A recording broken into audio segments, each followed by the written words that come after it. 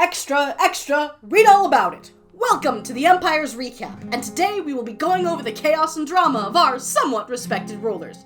A lot of the rulers seem to be in hiding this week. Has the heat gotten to them too, or are there other plans in the works? After his own absence, Pixlriffs returns, and he's got a good reason for his disappearance, if the amount of stone he mines at the opening has anything to say about it.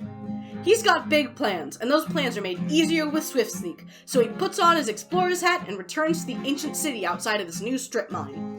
He stays just long enough to pick it up, or Deep Dark, a proper city raid is more fun with friends. Speaking of friends, Scott drops by with a load of his least colorful dyes to trade for some very colorful frog lights. How on brand for both of them. Coming to visit me is like walking into a Tim Burton film or something. It's like everything is suddenly grayscale, but yeah, Whereas Maine is Disney on an acid trip. And finally, with no more distractions, it's time to put all that mining to use.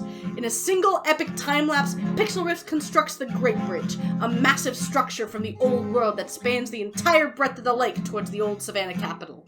With 12 towers, each empire can have ownership of one, for decor or use to their liking, and the main path is wide enough for all of them to race horses down it someday. He mentions that the dark spots on the towers are high water lines from the past, but what kind of ecological disaster could have caused the water level to recede so greatly? Pixlriffs has one more thing to take care of, but he keeps it hidden as a surprise to everyone. All we know is it involves a skulk sensor. The other empires might want to watch where they step for a bit. Unfortunately, Jimmy's intro this week was corrupted, so instead he gives us a summary. First, he got some new cards for his creeper spawner. His gunpowder farm. Second, we get to see a time-lapse changing out the red sand of the mesa for normal sand from elsewhere, due to Fripp, the Scrunkly Goblin's suggestion. Today, his goal is to set up his gunpowder export. He creates a TNT wagon that will totally not get exploded. It is a pretty good wagon though. His alliances get gunpowder for free, as they respect the sheriff. Lucky for Princess Gem, who turns up to ask for some terracotta, for some honeycomb, and leaves with some free gunpowder. Jimmy calls over his enemy, Joel, who has become his enemy due to the fishing rod prank. So he decides that Joel needs to pay for that.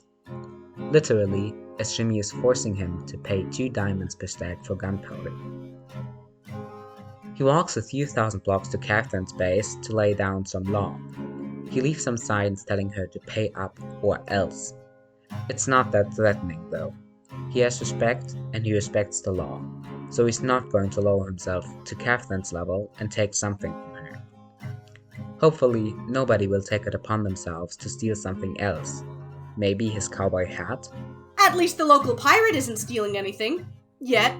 Joey begins the week by waking up from a dream of his arrival on these shores, catching only a glimpse of his rescuer.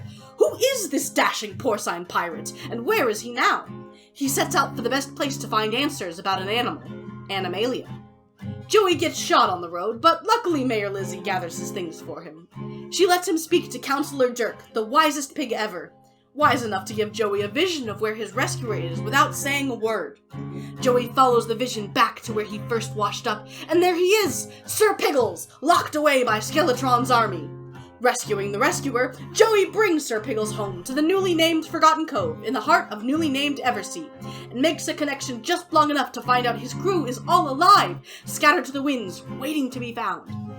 Having done enough searching for one day, Joey builds a storage room. A giant chest made of gold plundered from the gold mines, mangrove plundered from Evermore, and dark oak plundered from Sausage's chests. So I'm gonna raid his chest, as a true pirate would, and hello? The local wildlife has perfect timing, giving him a family of cows just when he needs leather for item frames. And what's he planning for that secret passage? Because I may be sexy, I may be tall, I may be handsome, I may be enormous, I may be sexy, but I'm not patient. Joel has lured a pool under Sutton into existence, and the Shulker child, now named Hermes, has returned with a gift of star fireworks from Sausage. On the subject of names, his empire is now named Stratos. Later on, I'm going to build a sphere. I don't know what the sphere is going to do, but it's going to be the stratosphere. He heads over to Gem's empire to gift her his beehives, to avoid cutting into her empire's main export. When he returns, he finds that a starter cave has been redecorated, and a statue of him has been constructed inside. Joel then decorates his pond with floating greenery and carves out a small river and discovers a secret passageway at the bottom of the pond. Descending into its depths, he finds a minecart line leading all the way back to Flip's base.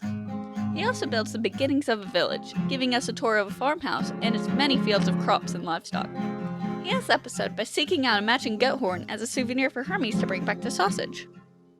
After Jimmy, Joey, and Joel, we are back in the Sanctuary where Sausage begins this episode, connecting his lumber mill to the rest of his base with a path, and decorates it with a little well for the villagers. Sausage is telling Bubbles about his old home when we hear some odd sounds coming from the magic he buried last episode. The magic from his old kingdom would just sprout up whatever they needed, like the land knew what you needed before you did. With this knowledge, he asks the magic to make him a nether portal, and gives it some materials.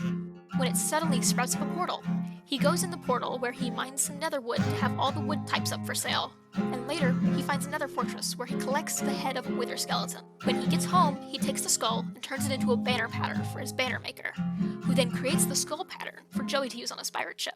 It's not copied from anywhere, oh no, that would be piracy. Finding he is low on levels, Sausage heads over to Flip's skeleton spawner, where he runs into the man himself. And on his way out, he admires the great bridge that Pixlriffs has made. He picks out the perfect post along the bridge and gets to building an open outpost for the Sanctuary. At home, Joel has brought Hermes to him. The child is more of a gift exchange, with each of them giving each other bigger and better gifts each time. Finally, he cycles back to the beginning of the episode by linking his portal to the rest of the base, via pathways again.